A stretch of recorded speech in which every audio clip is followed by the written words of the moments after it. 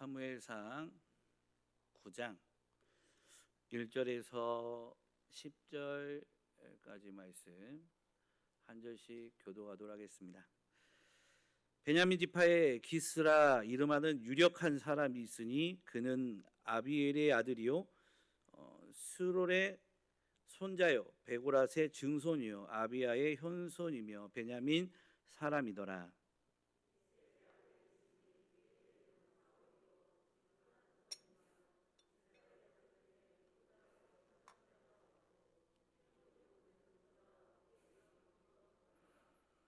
사울의 아버지 기스가 암나기를 잃고 그의 아들 사울에게 이르되 너는 일어나 한 사환을 데리고 가서 암나기들을 찾으라 하매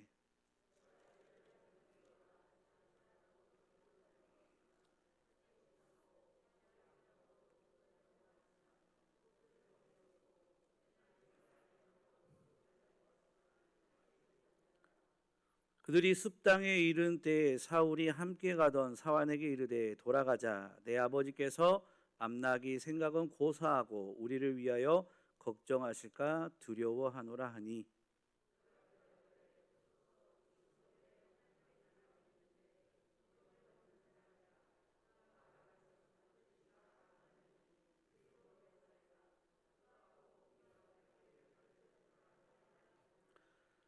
사울이 그의 사환에게 이르되 우리가 가면 그 사람에게 무엇을 드리겠느냐 우리 주머니에 먹을 것이 다하였으니 하나님의 사람에게 드릴 예물이 없도다 무엇이 있느냐 하니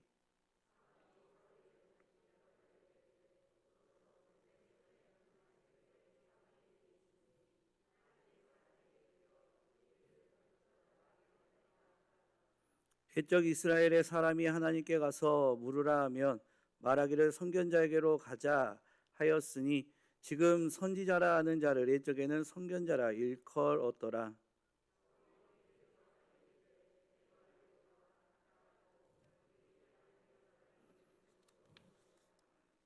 아멘. 영국의 유명한 찬송 작가인 윌리엄 쿠퍼, 카우퍼라고도 하고 쿠퍼라고 하는 사람이 있었습니다. 이 사람은 32살이 되었을 때 인생에 대한 허무함에 빠지게 됩니다. 그리고 이렇게 고통스럽게 인생을 살아가느니 차라리 스스로 목숨을 끊어야겠다라는 생각을 하게 됩니다. 그래서 그는 강에 뛰어내릴 작정으로 마부에게 테임즈 강에 가자고 말하였습니다. 그런데 이 청년의 표정을 수상하게 여겼던 마부가 청년을 내려놓고 그를 유심히 지켜보고 있었습니다. 그리고 그가 강에 투신하려는 그 순간 이 마부가 이 청년을 붙잡게 됩니다. 그리고 이 청년을 향해 이렇게 격려하며 돌아갑니다. 앞길이 창창한 젊은이가 이렇게 생명을 버리면 어떻게 됩니까?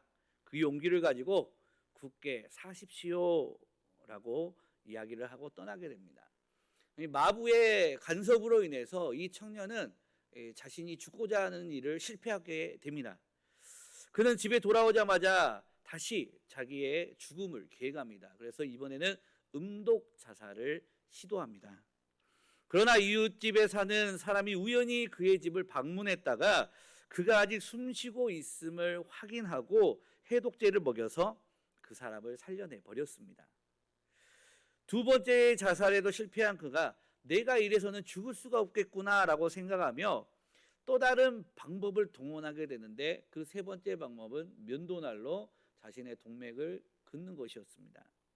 그러나 그 순간 놀랍게도 면도날이 부러지는 바람에 이 세 번째 이 자살 시도마저도 실패하게 됩니다. 7.8기라고 자살도 또 시도를 하게 됩니다. 그래도 그는 포기하지 않고 네 번째 이제 자살 시도를 하게 되는데 그는 결국 목을 매달게 됩니다. 그러나 목을 매는 그 순간에 또 이웃집 사람이 달려와서 그를 발견하고 그의 목에 걸려있는 끈을 푸는 바람에 그가 또 살아나게 됩니다. 죽고 싶어도 죽을 수 없는 운명이죠.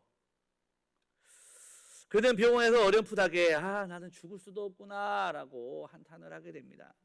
그러나 그의 정신적인 상태는 이루 말할 수 없을 정도로 피폐해졌고 정신병 징후에 시달리며 계속적으로 그런 정신적 고통 속에서 살아가게 됩니다. 그렇지만 그를 사랑했던 이웃들의 배려와 손길을 통하여서 교회로 초청되게 됩니다. 복음의 말씀을 통해서 그는 그리스도를 영접하고 주님을 의지하게 됩니다. 이때 그에게 가장 도움을 주었던 분이 바로 나 같은 죄인 살리신이라는 이 찬송가를 작사했던 존 뉴튼 목사님으로부터 많은 도움을 받게 됩니다. 존 뉴턴 목사님은 그의 친구가 되어 늘 신앙적인 대화를 하고 상담을 해 주었습니다. 그리고 격려하고 그에게 믿음을 북돋아 주었습니다. 그런데 그에게도 목사님처럼 이 시적인 재능이 있었습니다. 자기를 양육해 준 목사님을 따라 그도 자기를 구원해 주신 예수 그리스도와 하나님을 위해서 찬송시를 쓰기 시작한 것입니다.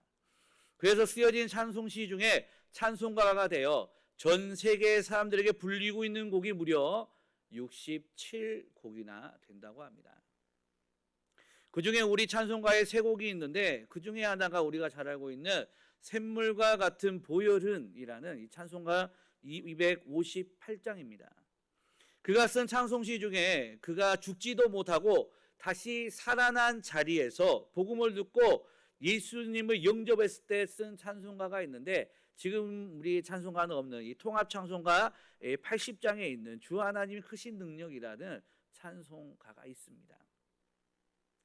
한국 찬송가는 이 곡조를 맞추다 보니까 원 작사자의 생각이 잘 드러나지 않는데 그거를 다시 이렇게 해석을 해보면 이런 가사가 됩니다.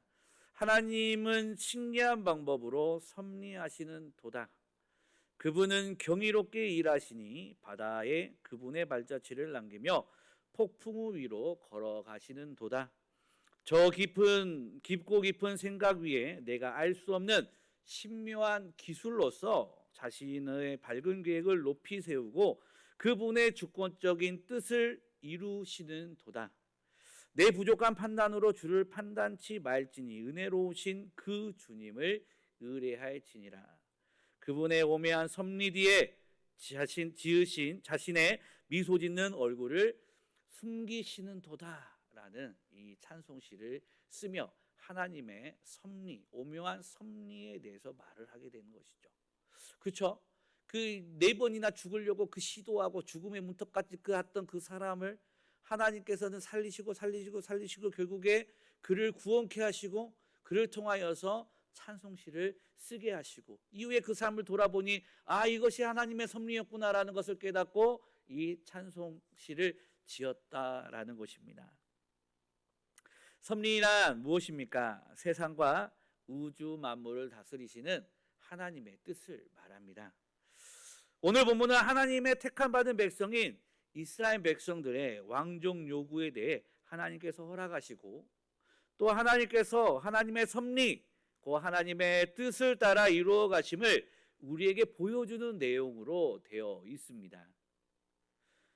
지지난주에 우리가 함께 나눴던 내용들인데요. 다시 한번 짚고 넘어가겠습니다. 이스라엘의 마지막 사사인 사무엘은 하나님을 의지하며 하나님의 뜻대로 행함으로 이스라엘을 아주 잘 다스렸습니다.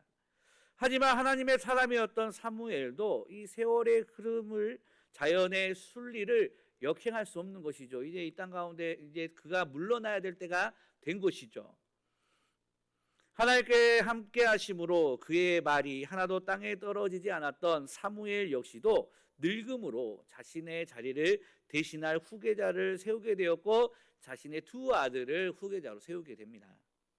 그러나 그 아버지의 그 아들로 아버지의 모습을 쫓아 온전해야 할 이 사무엘의 두 아들들이 이 요엘과 아비야는 아버지의 모습을 쫓지 않았습니다. 그들은 이익에 따라 뇌물을 받고 또 판결을 굽게 하고 사사로서의 역할을 감당하지 못하였던 것이죠. 이에 이스라엘 장로들이 모여서 사무엘에게 아들들의 잘못을 지적하면서 우리에게 왕을 주라고 우리를 다스리게 해달라고 요구하게 됩니다. 이에 사무엘은 이르되 너희를 다스릴 왕의 제도는 이러하니라라고 말을 하면서 왕정 제도에 대해서 이스라엘 백성들에게 설명하게 됩니다. 사무엘로부터 자신들의 권리는 제한되고 부당한 의무가 증거하는 이 왕정 제도에 대해서 들었음에도 백성들은 사무엘의 말에 듣기를 거절하고 강력하게 우리에게도 왕을 세워달라라는 요구를 하게 됩니다. 하나님께서는 이스라엘의 왕을 세우실 것을 결심하십니다. 어쩌면 이스라엘의 영원하신 왕 하나님을 버리고 세상적인 왕을 찾는, 곧 약속을 신실하게 이행하지 않았던 이스라엘 백성들을 향해 진노하심으로 그들을 멸하실 수도 있으셨지만 하나님께서는 그렇게 하지 않으셨습니다. 인간의 이러한 불성실한, 언약에 대한 불성실함과 다르게 하나님께서는 언약에 대해 신실하게 이행하심으로써 길이 참으신 것이죠. 그리고 하나님의 대리 통치자로서 하나님의 뜻을 드러내 이스라엘의 왕을 세우기 위해 철저하고 빈틈없이 그 계획을 준비하고 진행해 가시게 됩니다. 그 진행의 첫 시작을 알리며 등장하는 인물이 바로 누구입니까? 오늘 본문의 이 사울이 되는 것이죠. 베냐민 지파의 유력한 자였던 기스가 암나기를 잃어버리게 됩니다. 그래서 그는 자신의 아들 사울에게 이 잃어버린 암나기를 구해오라라고 명령하게 됩니다. 과연 들판에서 잃어버린 암나기를 찾는 일이 쉬운 일이겠습니까? 아버지의 명령을 쫓아 한 사환과 함께 암나기를 찾았지만 찾을 수가 없었습니다. 우리 본문의 4절을 한번 보겠습니다. 4절입니다. 그가 에브라임 산지와 살리사 땅을 두루 다녀보았으나 찾지 못하고 사알림 땅으로 두루 다녀보았으나 그곳에는 없었고 베냐민 사람의 땅으로 두루 다녀보았으나 찾지 못하니라. 먼저 이 에브라임 산지는 이 팔레스틴 중앙부에 위치한 산악지대였습니다. 이 지역의 일부가 베냐민 지파의 소유이긴 했어도 대부분 이 에브라임 지파의 소유였기 때문에 에브라임 산지라고 불렸던 곳입니다. 다음으로 살리사 땅은 이 에브라임 산지 북쪽에 위치한 지역으로 살리사 땅은 우게마 흐르는 서로 다른 협곡인 와디가 있었습니다. 또 사알림은 단 지파의 성읍으로서 황무지나 이 사막 지대였습니다. 이를 통해 볼 때 이 사울과 그의 사안이 잃어버린 암나기를 찾기 위해 이 에브라임 산지, 살리사 땅, 그리고 사알림 땅을 두루 다녔다는 것은 산악지대, 또 황무지와 사막, 그리고 계곡지대를 오르내렸을 뿐 아니라 베냐민 전 지역을 수색했음을 우리에게 말해주고 있는 것이죠. 우리가 보기에는 뭐 거기 갔대라고 하지만 그 지역이 결코 편탄한 길도 아니었고 험한 곳이었고 그 길을 돌아다녔다라는 것입니다. 사흘간의 대대적인 수색에도 불구하고 암나기를 찾지 못하였던 사울은 돌아가자라고 합니다. 하지만 그와 함께 가던 사원이 이 성읍에 하나님의 사람이 있으니 그를 만나고 가자라고 제안하였고 사울은 이 사환의 말에 따라 하나님의 사람 사무엘을 만나기 위해 그 성읍으로 들어갔습니다. 사울은 알지 못하였습니다. 자신이 암나기의 행방을 알기 위해 사무엘을 찾아가기 이미 이전에 사무엘이 자신을 기다리고 있었다라는 사실을 알지 못하였던 것이죠. 우리 15절 16절 한번 보도록 하겠습니다. 15절 16절입니다. 사울이 오기 전날에 여호와께서 사무엘에게 알게 하여 이르시되 내일 이맘때에 내가 베냐민 땅에서 한 사람을 내게 보내리니 너는 그에게 기름을 부어 내 백성 이스라엘의 지도자로 삼으라. 그가 내 백성을 블레셋 사람의 손에서 구원하리라. 내 백성의 부르짖음이 내게 상달되었으므로 내가 그들을 돌아보았노라 하셨더니, 하나님께서는 사울이 이 사무엘을 찾아가기 이전에 이미 사울이 자신을 찾아올 것이며 그가 바로 이스라엘의 왕이 될 것임을 알려주신 것입니다. 우리 17절을 한번 보겠습니다. 17절입니다. 사무엘이 사울을 볼 때에 여호와께서 그에게 이르시되 보라 이는 내가 내게 말한 사람이니 이가 내 백성을 다스리리라 하시니라. 그리고 사무엘이 사울을 만났을 때 하나님께서 직접적으로 곧 사울이 하나님께서 말씀했던 그 사람, 앞으로 이스라엘의 왕이 되어 하나님의 백성을 다스릴 사람임을 알려주신 것입니다. 여기서 우리는 하나님의 섭리를 발견하게 됩니다. 이 모든 일들이 우연에 의해 결정되어진 것이 아니라 처음부터 계획되어지고 의도된 사건과 인도하심에 따라 진행되어진 하나님의 뜻의 이룸의 과정이었음을 보게 되는 것이죠. 사랑하는 성도 여러분, 이 사울은 아비 기스의 명령을 따라 사환을 데리고 아비가일은 암나기를 찾으러 나섰으나 찾지 못하고 돌아가던 차에 사안의 조언에 따라서 사무엘을 만나기 위해 라마성으로 향하게 됩니다.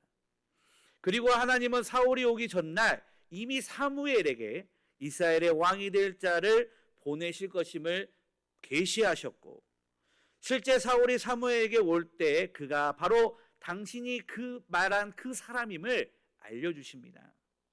이렇게 하여 사무엘과 사울의 역사적인 만남이 이루어졌으며 사무엘은 사울을 영접하고 그에게 이스라엘의 왕이 될 것임을 알려줍니다. 우리는 여기서 이스라엘의 왕정 도입과 사울을 초대왕으로 세우신 하나님께서 얼마나 세밀하게 섭리하셨는지를 다시 한번 확인할 수 있는 것입니다. 사울이 이스라엘의 초대왕으로 선출된 것은 하나님의 섭리와 선택의 결과입니다. 이것은 하나님께서 왕정제도를 이스라엘의 새로운 사회, 정치 체제로 인정하셨음을 의미하는 것이죠. 즉 하나님은 비록 이스라엘 백성들의 요구를 수용하는 방식으로 이스라엘의 왕정을 허락하시기는 하셨지만 이 왕정에 도입하는 과정에서 하나님께서 직접 그 모든 과정에 참여하시고 섭리하여 하나님께서 원하시는 인물로 왕이 되게 하셨음을 우리에게 보여주고 있는 것입니다. 이와 같이 하나님의 모든 일에는 인간의 뜻과 자유의지를 무시하지 않으면서도 궁극적으로는 당신의 작정대로 섭리하시는 것을 우리는 깨닫게 되는 것입니다. 사도 바울은 이 사실을 깨달았기에 이렇게 말을 하죠. 하나님을 사랑하는 자, 곧 그 뜻대로 부르심을 입은 자에게는 모든 것이 합력하여 선을 이루느니라. 이러한 사실은 우리에게 하나님의 일을 할 때에는 최선을 다해야 하지만 그 결과에 대해서는 절대적으로 하나님의 뜻에 맡겨야 함을 우리는 깨닫게 되는 것입니다. 사랑하는 성도 여러분, 우리는 인간의 역사나 우리 자신 또는 주변에서 일어나는 모든 일들 중에서 그냥 되어지는 일은 하나도 없음을 기억해야 합니다. 모든 일에는 반드시 하나님의 계획과 뜻, 섭리가 있는 것이죠. 우리의 삶의 모습 속에서 드러난 하나님의 섭리와 뜻을 깨닫고 하나님께 합당한 자로 하나님 앞에 서는 믿음의 귀한 백성들이 다 되시기 바랍니다. 이스라엘의 백성들의 이 왕정 요구에 대해 하나님의 섭리는 사무엘을 통해 사울을 이스라엘의 왕으로 세우심이었습니다. 하나님께서 왜 사울을 이스라엘의 초대 왕으로 삼으셨는지 우리는 알지 못합니다. 하지만 사울을 이스라엘 왕으로 삼으셨음에는 분명한 이유가 있을 것입니다. 하나님께서 하나님의 백성들을 하나님의 뜻대로 통치하시기를 원하심은 누구나 아는 사실일진데 하나님께서 아무 이유 없이 사울을 왕으로 택하셨을 일은 없지 않습니까?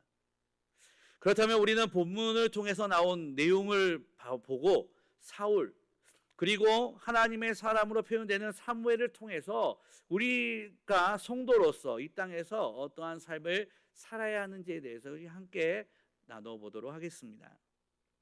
먼저 우리가 사울의 모습을 통해서 성도의 어떠한 모습이 성도로서 필요한지 함께 나누겠습니다. 먼저 성도는 이 겸손한 삶의 모습을 가져야 합니다. 이 미국 켄터키주에 살던 할랜드 샌더슨이라는 사람이 있었습니다. 이 사람은 65세가 되던 해에 새로운 도전을 결심하게 됩니다. 호주머니에는 고작 $105짜리 수표와 고물 자동차가 그의 재산의 전부였지만 그는 인생을 이렇게 끝낼 수 없다라고 생각하게 됩니다. 자신의 유일한 재주가 닭고기를 요리하는 것을 생각해낸 그는 흰색 양복을 차려입고 닭고기 레시피와 양념통을 들고 식당 주인들을 찾아 나서게 되는데, 그렇게 시작된 프랜차이즈점이 바로 켄터키 후라이드 치킨 KFC가 됩니다.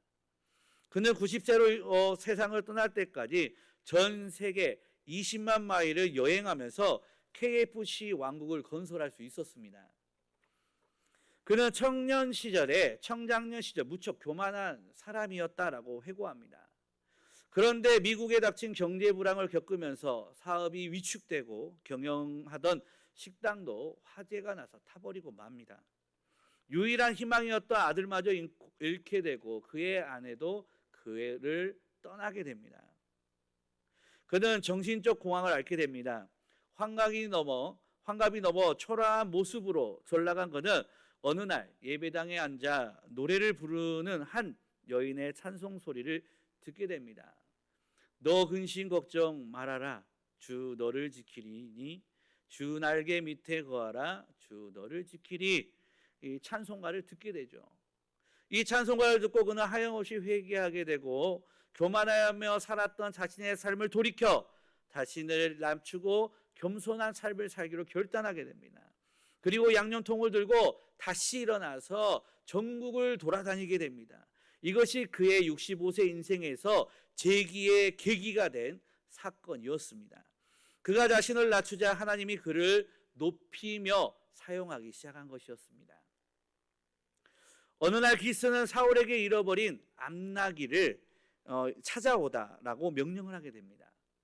아버지의 명령을 들은 사울은 곧장 순종하여서 하인 한 명과 함께 베냐민 지파가 다스리는 온 땅을 두루 다녔지만 암나귀를 찾을 수 없었습니다. 이에 선견자 사무엘을 찾아갑니다. 그리고 사무엘과의 만남 속에서 사무엘이 사울에게 이렇게 말합니다. 20절입니다. 우리 20절 한번 보도록 하겠습니다. 사흘 전에 이른 내 암나귀를 염려하지 말라. 찾았느니라.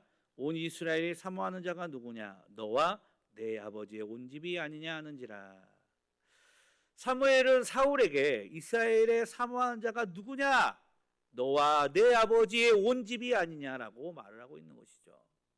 이 말은 곧 이스라엘의 보배가 누구냐? 너와 내 아버지의 온 집이 아니냐라는 뜻으로 사울과 그 집안을 높여준 것입니다. 사무엘로부터 높임을 받은 사울은 곧장 이렇게 말합니다. 우리 21절을 한번 볼까요? 21절입니다. 사울이 대답하여 이르되 나는 이스라엘 지파의 가장 작은 지파 베냐민 사람이 아니니까 또 나의 가족은 베냐민 지파 모든 가족 중에 가장 미약하지 아니하니까 당신이 어찌하여 내게 이같이 말씀하시나이까 하니. 사무엘의 높임 앞에 사울은 어찌할 바를 알지 못하면서 자기와 자기 집안을 낮추죠. 성경은 사울의 가문을 어떻게 표현하고 있습니까? 1절을 보겠습니다. 1절입니다. 베냐민 지파에 기스라 이름하는 유력한 사람이 있으니. 이 유력한 사람이 있으니로 번역된 원어는 구약 성경에서 주로 재산이 많은, 강력한 힘이 있는 이 두 가지의 의미를 가지고 있습니다. 실제로 사울의 아버지 기스는 사원을 부릴 정도로 재산이 있었습니다. 또한 사울의 집안은 이스라엘의 군사령관이 나올 만큼 강력한 힘도 소유하고 있었죠. 이처럼 사울의 가문은 베냐민 지파의 유력한 가문이었습니다. 그렇다면 사울에 대하여 어떻게 표현을 하고 있습니까? 사울에 대하여 성경은 우리 한번 보도록 하겠습니다. 우리 2절 한번 볼까요? 2절 한번 보겠습니다. 기스에게 아들이 있으니 그 이름은 사울이요 준수한 소년이라. 이스라엘 자손 중에 그보다 더 준수한 자가 없고 키는 모든 백성보다 어깨 위만큼 더 컸더라. 여기서 준수한으로 번역된 단어는 기본적으로 선하다라는 뜻을 가지고 있습니다. 이 외모의 아름다움뿐 아니라 도덕적 겸손함까지 동시에 나타내는 말입니다. 즉 이러한 표현은 사울이 키가 크고 잘생겼으며 자신을 드러내지 않는 겸손한 성품의 소유자였음을 우리에게 말해주고 있는 것이죠. 이처럼 사울은 지마드로는 금수저 출신이고 외형에 있어서도 남들보다 출중한 외모를 가지고 있는 자랑할 게 많은 자였음에도 불구하고 사무엘과의 대화를 속에서 겸손한 인품의 소유자임을 우리는 발견할 수 있는 것이죠. 그리고 하나님께서는 겸손한 성품을 가진 사울을 이스라엘의 초대 왕으로 삼으셨음을 우리는 보게 되는 것입니다. 그렇습니다. 하나님께서 쓰시는 일꾼은 바로 겸손한 사람입니다.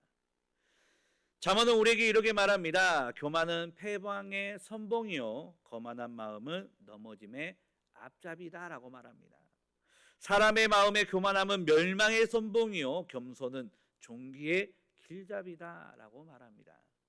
사람이 교만하면 낮아지게 되겠고 마음이 겸손하면 영예를 얻으리라라고 우리에게 말씀하고 있습니다.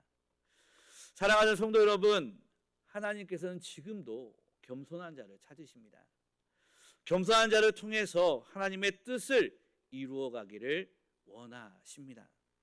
겸손한 자를 통해서 하나님의 복의 통로가 되기를 원하십니다.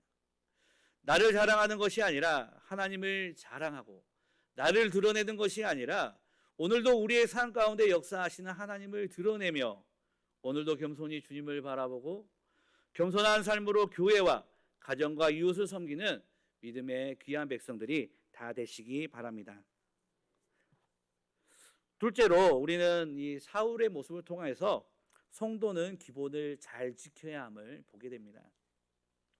하나를 보면 열을 한다라는 말이 있습니다. 어떤 사람이 의도적으로 자신을 속이며 대화하는 게 아니라면 우리는 그 사람과 대화를 하다 보면 그 사람이 어떤 사람인지 알 수 있게 됩니다. 그리고 특성의 조각들을 통해 그리고 그 사람의 특성의 여러 조각들을 통해서 우리는 그 사람이 어떤 사람인지를 짐작할 수 있는 것이죠. 100% 우리가 이 사람은 이거야 저 사람은 저거야라고 신뢰할 수 있다라고 말할 수 없지만 이 어떤 평균의 범위 안에서 그 사람을 우리가 가늠해 볼 수 있는 것입니다. 암나기를 찾아오라는 아버지의 명령을 쫓은 사울은 베냐민 지파에 속한 전 지역을 샅샅이 돌아다녔습니다. 그러나 3일에 걸친 수색은 허사로 돌아가게 됩니다. 그러자 사울은 그의 사환에게 돌아가자고 말하죠. 그 이유는 그의 아버지가 이제는 잃어버린 암나기보다 이 3일 동안 집 나가 있는 자신을 더 걱정할 것이다라고 생각하였기 때문입니다. 우리 5절을 한번 볼까요? 5절입니다. 우리 한번 함께 읽도록 하겠습니다. 그들이 숲 땅에 이른 때에 사울이 함께 가던 사원에게 이르되 돌아가자. 내 아버지께서 암나기 생각은 고사하고 우리를 위하여 걱정하실까 두려워하노라 하니. 자신을 걱정하실 아버지를 염려하는 아들 사울의 태도에는 이 인간적인 미덕을 갖춘 어떤 효자로서의 사울의 인격이 은은하게 무너져 있음을 우리는 보게 되는 것입니다. 사울은 암나기를 찾는 일이 아들의 목숨을 대신할 수 없기에 걱정하실 아버지의 마음을 미루어 짐작하였던 것이죠. 실제로 당시에 산지를 여행하는 것은 맹수의 습격에 노출되는 일이었고 타 지방에 다니는 것은 도적대를 만날 수 있는 위험한 상황이었던 점을 감안한다면 이 염려는 당연한 것입니다. 아들을 내보내 아버지의 마음을 헤아릴 줄 아는 이 사울의 사려 깊은 성품이 빛을 발하고 있는 것이죠. 우리는 아버지의 마음을 헤아리는 사울의 모습 속에서 아버지를 향한 효성을 엿볼 수 있습니다. 또한 이 효는 백행의 근본이다라는 말이 있듯이 모든 행동에서 가장 중요한 근본이 효라고 말할 수 있듯이 효를 행할 줄 아는 사울을 통해 그의 인성의 기본의 됨됨이를 우리는 알 수 있는 것입니다. 이처럼 기본을 알고 그것을 지킬 줄 아는 사울을 하나님께서 선택하셨음을 우리는 기억해야 하는 것이죠. 사랑하는 성도 여러분, 우리의 삶은 어떻습니까? 하나님 앞에서 하나님의 말씀을 기본으로 알고 지키며 살아가고 있습니까? 아니면 성도로서 기본적 삶의 자세를 잊어버리고 우리의 육신의 만족과 필요와 즐거움을 채워 살아가고 있습니까? 제가 군대에 있을 때 이 소대장께서 그 당시에 소대장께서 우리 소대 구호는 이렇게 하자라고 해서 이렇게 구호를 했었습니다. 기본을 지키자, 기본을 지키자, 멋진 화기소대, 화이팅! 이런 소대 구호를 늘 외쳤습니다. 이제는 우리가 이러한 마음가짐으로 믿음의 삶을 살기를 소망합니다.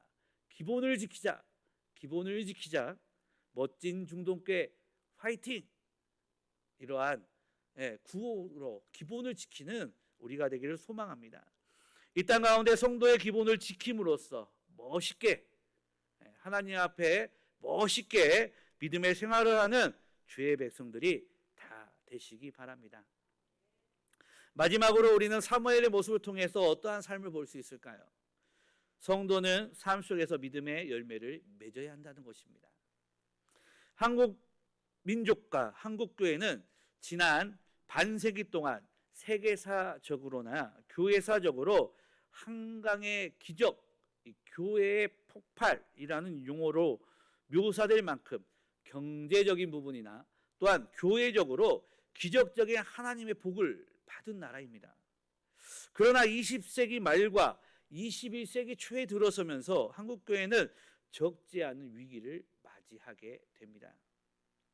교회는 제로 성장은커녕 마이너스 성장을 보이면서 오히려 역정복을 당하고 있죠. 일반 여론으로부터 개독교라는 말을 심심치 않게 우리는 듣습니다. 내가 교인이란 것을 부끄러워서 말하지 못하는 시대를 우리는 살아가고 있죠.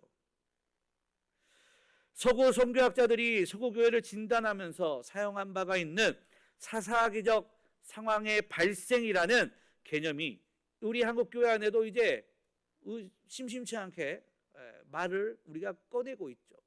사사기적 그 시대, 자기의 소견에 오렸던 그 시대가 지금 우리의 시대라고 우리는 말하고 있습니다. 어쩌면 한국 교회도 하나님께서 스스로 유랑을 떠나시며 하나님의 영광이 떠났다는 이야기를 들을지도 모른다는 두려움이 드는 것은 어쩌면 우리들 마음 안에서 못 지울지 모릅니다. 그렇다면 한국 교회 안에 왜 이런 위기가 닥치게 되었습니까?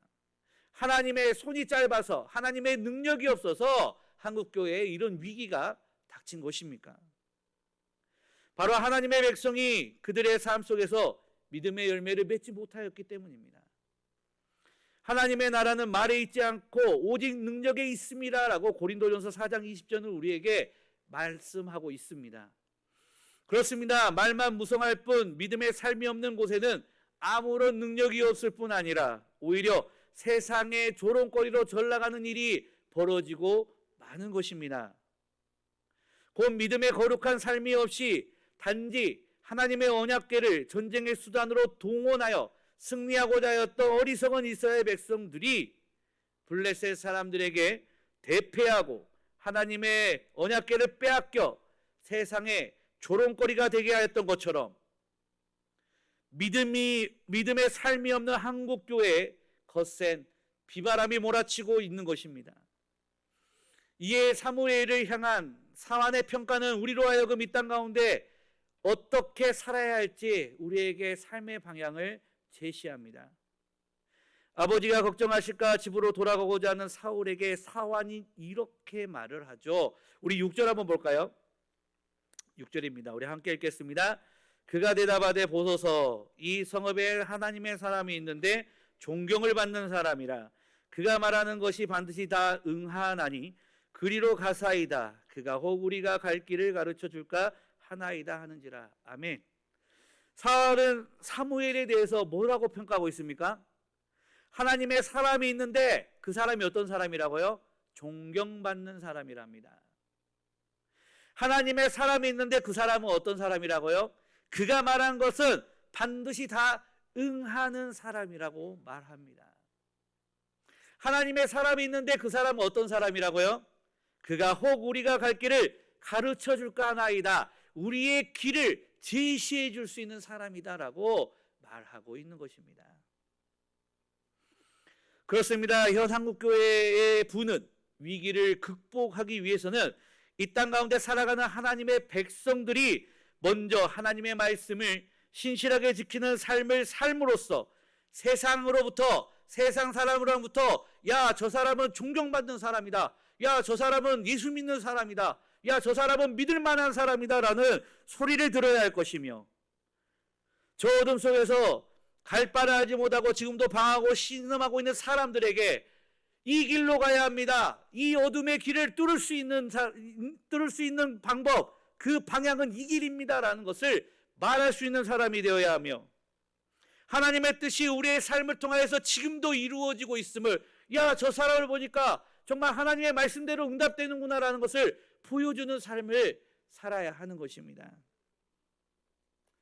사랑하는 성도 여러분, 삶 속에서 믿음의 열매를 맺음으로 사람들로부터 존경받는 사람들이 다 되시기 바랍니다. 또 하나님께서 지금도 우리의 삶 속에서 역사하시는 능력을 나의 삶을 통해서 드러내시기 바랍니다. 세상 사람들에게 그들에게 나아가야 될 분명한 생명의 길을 전해줄 수 있는 믿음의 귀한 백성들이 다 되시기 바랍니다. 말씀 마치겠습니다. 오늘 우리는 이스라엘의 왕을 세우고자 뜻을 정하신 하나님께서 하나님의 섭리 가운데 사무엘과 사울을 이끌어 가시며 그 역사를 이루어 가시는 이 사무엘의 역사를 통해서 이 땅 가운데 일어나는 모든 일이 그냥 우연에 의해서 이루어지는 일들이 아니라 분명한 하나님의 개입과 하나님의 간섭과 하나님의 뜻이 있음을 살펴보았습니다. 그렇게 하나님의 섭리 가운데 오늘의 역사를 하나님께서 이끌어 가심을 믿는 하나님의 백성들인 우리들, 세상 사람들은 나 운이 좋았어. 세상 사람들은 그래 나 이랬더니 뭐 그냥 됐어. 나 열심히 했더니 됐어. 그게 아니라 하나님께서 내 삶을 이끌어 주셨어. 하나님이 나를 보호해 주셨어. 하나님이 나에게 은혜를 베풀어 주셨어라고 믿는 하나님의 백성된 우리들은 우리를 통하여 행하실 하나님의 그 뜻을 구하고 그 일이 이루어지기 위해 오늘도 최선을 다하시기 바랍니다. 내가 노력을 해서 그 일이 되는 건 아니에요. 하지만 나의 삶 속에서 이루실 하나님의 뜻이 있음을 믿고 최선을 다한 삶을 우리가 살아야 되는 것입니다. 또한 이 사울의 겸손함과 이 기본을 지키고자 하는 마음 자세, 그리고 사무엘의 하나님의 백성으로서 세상 속에서 하나님의 능력을 드러내는 이 모습을 기억함으로써 이 쓰러져가는 이 한국교회와 우리의 가정과 이 나라와 이 민족과 세계 열방을 품고 주님이 오실 때까지 우리에게 주어진 그 사명을 감당하는 믿음의 귀한 백성들이 다 되시기 바랍니다. 이 시간 우리 함께 찬양하도록 하겠습니다. 찬송가 200